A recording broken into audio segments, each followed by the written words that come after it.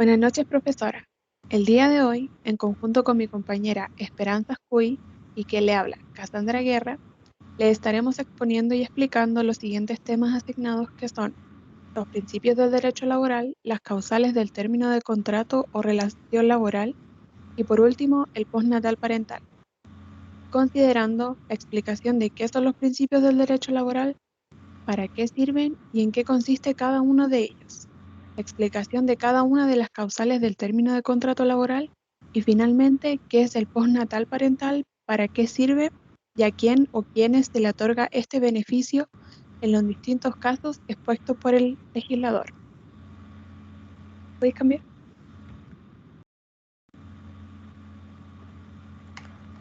Ya, primero pasaremos a hablarles sobre el tema de los principios del derecho laboral, los cuales en total constituyen 4. Tenemos el principio del proteccionismo o principio tutelar, el principio de la libertad del trabajo, el principio de la internacionalidad del derecho laboral y por último, el principio de la no discriminación. Empezaremos hablando del principio número 1, el principio tutelar, el cual es un principio considerado como uno de los más importantes, porque inspira muchas de las normas establecidas del derecho laboral, donde se busca compensar al trabajador por su inferioridad con superioridad jurídica, creando dichas normas que protejan al trabajador ante situaciones como el absolutismo patronal, la sobreexplotación, etc. Este principio tiene ciertas consecuencias como, letra A, la irrenunciabilidad de los derechos laborales. Esta consecuencia hace referencia a que los derechos establecidos por el legislador son irrenunciables mientras subsista un contrato que compruebe la existente relación laboral hasta que haya una prescripción del derecho laboral o hasta que se firme un finiquito con pleno permiso liberatorio. Por lo mismo que el trabajador en cuestión no puede aceptar condiciones laborales inferiores a las legales establecidas.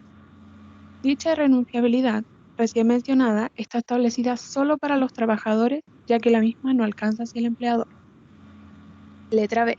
La prescripción en materia laboral, la cual está basada en el artículo número 520 que menciona que los derechos establecidos en el Código y se prescribirán en un plazo de 2 años, desde que se hacen exigibles, y agregándole un plazo de 6 meses para recurrir a los tribunales. Letra C. El finiquito. Este es un documento por escrito que se debe firmar entre las partes cuando termina la relación laboral, considerando a las partes como el trabajador, el presidente del sindicato, el delegado sindical respectivo, ratificado por el inspector del trabajo y por último debe firmar el empleador. También pueden hacer como ministros de fe un notario público de la localidad, el oficial del registro civil de la respectiva comuna o sección de la comuna o el secretario municipal correspondiente. El contenido del finiquito se entiende como algunas declaraciones de quienes fueron las partes del contrato de trabajo, qué trabajo se realizó en el recinto y la razón por la cual termina la relación laboral. El finiquito deberá ser otorgado por el empleador y puesto su pago a disposición del trabajador dentro de 10 días hábiles, contado desde la separación del trabajador, donde también las partes pueden pactar el pago en cuotas. Después de la liquidación de los haberes existentes a favor del acreedor y los descuentos, se deja constancia de haberse hecho los pagos correspondientes y las partes se otorgan completo finiquito, declarando que nada se deben entre ellas, y este mismo se firma para que después no se puedan generar demandas por prestaciones pendientes de la relación laboral. En un caso de término de relación laboral a causa de despido, el legislador menciona que los ministros de fe anteriormente mencionados, previamente a la firmación del finiquito, deberán pedir al empleador que se les acredite que ha dado cumplimiento de pago íntegro a todas las cotizaciones a los fondos correspondientes, a medio de certificados de los organismos competentes o con las copias respectivas de plantillas de pago, agregándole a que debe dejar registros que el finiquito no producirá poner término a la relación laboral si el empleador no hubiere efectuado íntegro de las mencionadas cotizaciones previsionales.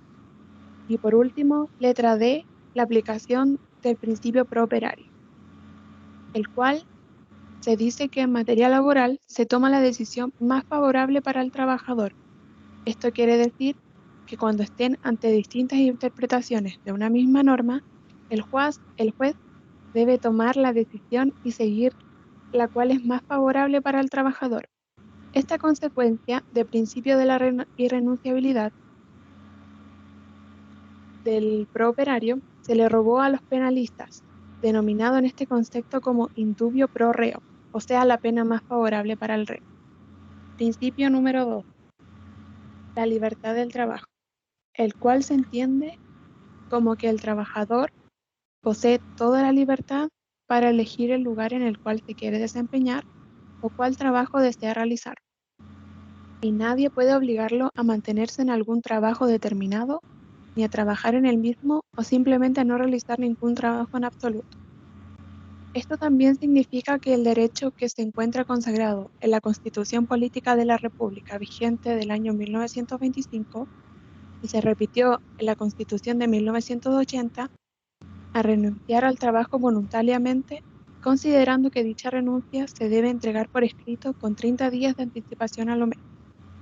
Existen ciertos casos en los que el trabajador no cumple con el plazo o simplemente no da aviso y se retira. En dichos casos, el empleador puede solicitar que se le condene al trabajador para que indemnice a la empresa por haberse retirado de sus labores, sin dar este previo aviso.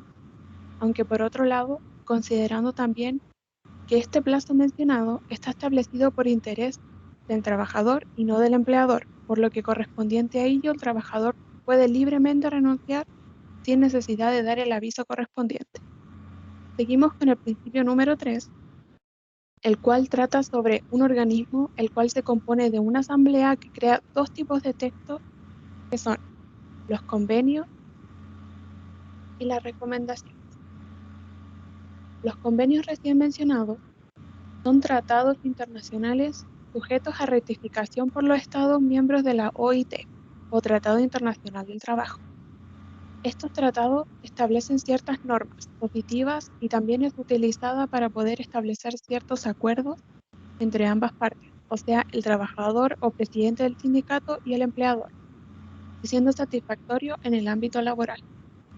Y las recomendaciones, que a diferencia de los convenios, no son textos con normas positivas, sino que son insinuaciones de política internacional en materia de trabajo, de modo que no son vinculantes al Estado. Esto quiere decir que el Estado no puede intervenir en ello.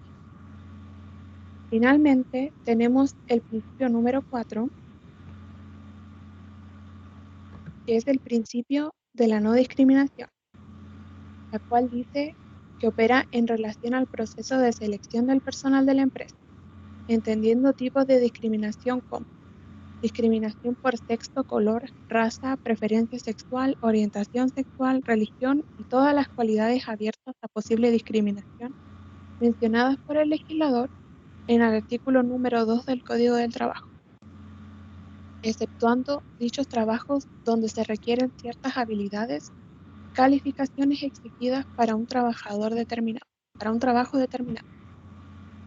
Considerando lo recién mencionado, ningún empleador puede condicionar la contratación de trabajadores a la ausencia de obligaciones de carácter económico, financiero, bancario o comercial.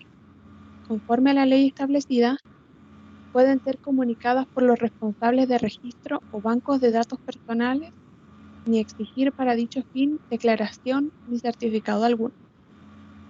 El mismo principio toma en cuenta otro tema de discriminación, como la maternidad, ya que el presente código menciona que no se puede condicionar la contratación, la promoción, la renovación de contrato o la permanencia en el mismo trabajo de una mujer, exigiendo la inexistencia de un embarazo o aludir al mismo como causal de despido. Siguiendo con los temas establecidos, ahora hablará mi compañera Esperanza Escuri. Buenas tardes, profesor. Bueno, en continuidad con el trabajo, yo le hablaré sobre las causales del término del contrato de trabajo, que tienen derecho a indemnización las cuales son encontradas en el artículo 160 del Código del Trabajo, dividiéndose estas en 7 causales. Número 1. Son las conductas indebidas de carácter grave, debidamente comprobadas, en la cual se divide en la falta de probidad, que se puede decir que es la falta de honradez, integridad, entre otras características, del trabajador en el desempeño de sus funciones, basándose en las conductas derivadas en su actividad laboral. Luego se encuentran las conductas de acoso sexual, en el cual el empleador tiene derecho a sancionar a quienes falten en estas conductas, por lo cual puede terminar con el contrato a quien incumpla esta norma. Otra conducta son las agresiones físicas ejercidas por el trabajador en contra del empleador o en contra de cualquier otro trabajador que ejerza en la misma empresa. En caso de que sea después de las horas de trabajo, no es constitutiva de la causal. Por ende, lo que la ley va a velar es por la tranquilidad y disciplina en las labores. Otra conducta son cualquier tipo de injurias preferidas como insultos, agresiones, ofensas, entre otras características, por el trabajador al empleador. Continuando con las conductas inmorales graves del trabajador hacia la empresa donde ésta se desempeña. Cabe recalcar que todo esto dentro del ámbito del trabajo, por lo cual la vida del trabajador debe ser respetada. Y por último, las conductas de acoso laboral, como agresión física, comentarios hostiles, descalificación humillante y entre otras características. Y en caso de que al no comprobarse el hecho, el juez puede declarar que el despido ha sido injustificado. Por ende, el trabajador tendrá derecho a recibir su indemnización por los años de servicio, en el cual se incrementa en un 100% o también va a poder solicitar una indemnización de perjuicio suplementaria dependiendo de los criterios del juez. Todo aquello mencionado anteriormente debe ser en función o relación con el trabajo. Prosiguiendo con las causales del término del contrato de trabajo que no tienen derecho a indemnización, encontramos las negociaciones que ejecuten el trabajador dentro del giro de negocio que hubieran sido prohibidas por escrito en el respectivo contrato por el empleador. Es decir, son todas aquellas actividades a las cuales se dedica su empleador, o también que las prohibiciones de realizar las negociaciones encuentre claramente acordada en el contrato de trabajo. Y en caso de infracción, solo se podrá aplicar sanciones contempladas en el reglamento, como amonestaciones verbales o escritas, o también una multa de hasta el 25% de la remuneración diaria. Número 3. La no concurrencia del trabajador a sus labores.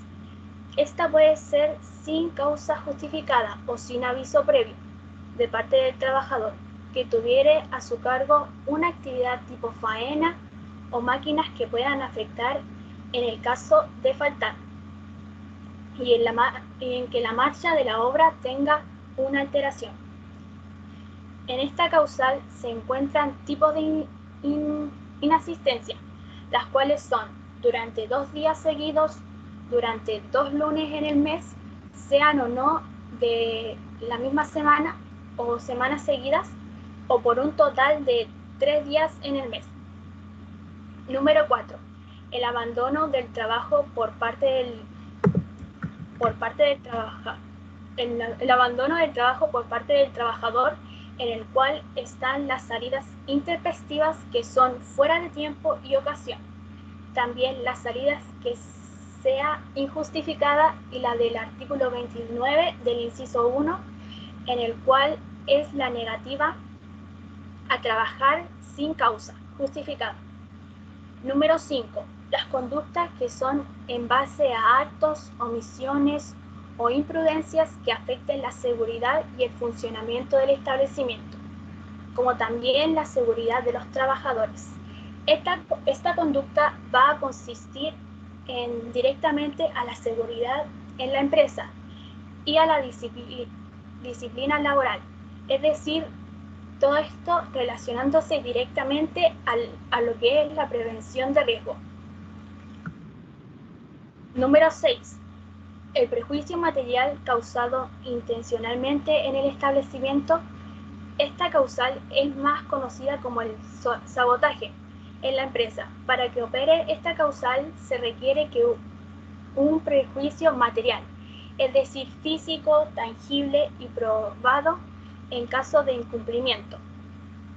Y por último, la número 7, que es el incumplimiento grave de las obligaciones que impone el contrato.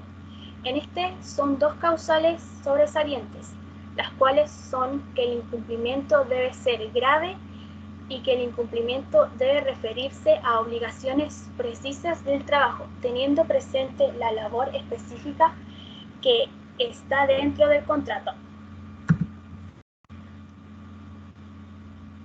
Bueno, prosiguiendo con el trabajo, por finalidad hablaré sobre el postnatal parental, en el cual consiste en un permiso de 12 semanas en continuidad del periodo postnatal, en el cual durante el periodo recibirá un subsidio que será la misma del subsidio por descanso de maternidad. Si la trabajadora decide extender su periodo a 18 semanas, en este caso recibirá el 50% del subsidio. Para este permiso se ejercen derechos establecidos en el artículo, en el cual deberá enviar una carta certificada con a lo menos 30 días de anticipación por el término del periodo postnatal. Todo esto con copia a la Inspección del Trabajo. Otro de los derechos que tiene el permiso es que el empleador está obligado a reincorporar a la trabajadora, salvo que por naturaleza de sus labores y las condiciones pueda desempeñarse ejerciendo la jornada que la trabajadora cumplía antes. Y en caso de que la trabajadora opte por reintegrarse a su trabajo, el empleador deberá dar aviso a la entidad pagadora del subsidio. En cuanto si a la madre fallece o en caso de que el padre tenga la custodia del menor, es él quien va a obtener los beneficios mencionados anteriormente. En este caso, también se debe hacer un procedimiento para que éste pueda ejercer sus derechos, en el cual el padre debe dar aviso a su empleador mediante una carta certificada enviada a lo menos con 10 días de anticipación a la fecha que hará uso de su permiso. Todo esto, igual que lo anterior, con copia a la Inspección del Trabajo. Y por finalidad, en caso de que el empleador impida el uso del permiso, este será sancionado con una multa a beneficio fiscal, ya que está cometiendo una infracción en base a la ley, por lo cual el trabajador tiene todo derecho a presentar una denuncia a la Inspección del Trabajo. Y con eso concluimos nuestro trabajo. Muchas gracias por su atención.